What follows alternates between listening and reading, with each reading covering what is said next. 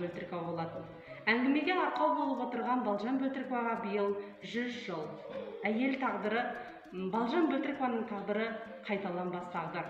Әйел бір қолмен бесікті тербетсе, бір қолмен әлемді тербетеді деген тіркес осы Балжан Бөлтіриковаға айтылғандай. Бөлтірік Балжан Бөлтірікқызы 1921 жылы 15 қарашада Жамбыл облысы Қасық ауылы, қазіргі кезде Айжан ана ауылы да дүниеге келген.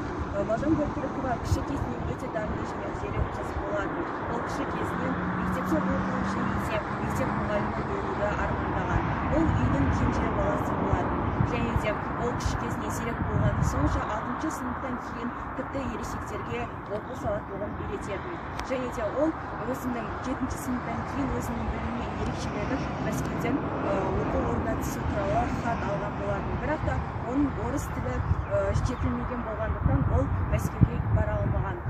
Және де ол Любовь Александровнаның жетекшілігімен Алматыға көшіп, Алматының мектебін аяқтап, алтын медальмен аяқтаған. Қордай ауданына қарасты Айжан ана ауылының Айжан ана музейінің алдында тұрмыз.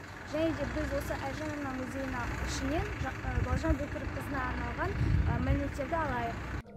Осы Қасық ауылында өмірге келген еді.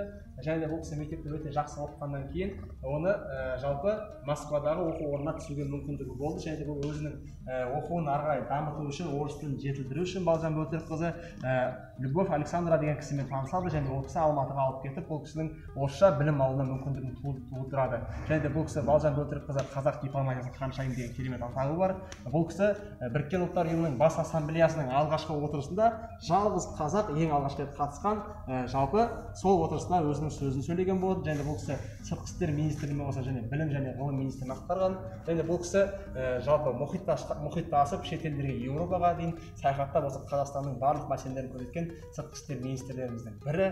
Және Балжан Бөлтірікованың ісін жалғастырушы ретінде өзінің қызы да қазір сыртқы істер министрлігі Польшада жұмысын атқарады. Өзінің қайсар да байыпты мінезімен, мәмілегерлік саясатта да, оқусы мен әлеуметтік саласында да айтарлықтай еңбек еткен қазақтың қызы. Ол туралы ақш-тың білікті саясаткері Киссинджер былай деп айтқан болатын. Еркек дипломаттарды қалай да болса алдауға болады, бірақ та әйел дипломаттардан қулығын асыру мүмкін емес. Дипломатия білектің бөгетін өнер деп айтқан болатын. Бөлтірікова қашанда болса ел арасында жүріп, өзінің қарапайымдылығымен, жанашырлығымен, және де батыл істерімен ел арасында танылып, Қазақтан шыққан тұңғыш дипломат қыз осы Бөлтірікова болған. Балжан Бөлтірікова Қазақ КСР қамсыздандыру министрі болды. Сонымен қатар ол өзінің лауазымында қарттар, мүгедектер және де жетімдерге аса 8-ші сынып оқушысы Әбжали Сабина. Балжан Бөлтіриковаға арнау. Қағазыма бұйырған сол бір тұлға, есімі естен кетпес, мәңгі мұнда. Балжандай апамыз бар аяулы өмір сүрген, сол жылдары таяулы. Есімі ерекше ғой Балжан деген. Жырлаймын мақтанышпен, сенімменен. Жаздым мен мұны арнап 100 жылдыққа, арнайы мақтанышпен құндылыққа. Қазақтың қайсар тұңғыш дипломаты, ұлтымның бетке ұстарнағы жаны. Сөз жетпес марапатпен ордендерге, таң қалып, бас иемін дәл сол жерде. Аяқтайын осы менен, жырымды мен. Еліктеймін сол жанға осы күннен. Мақтаныш сезімменен айталамын, Балжан Бөлтірікова мектебінде оқимын.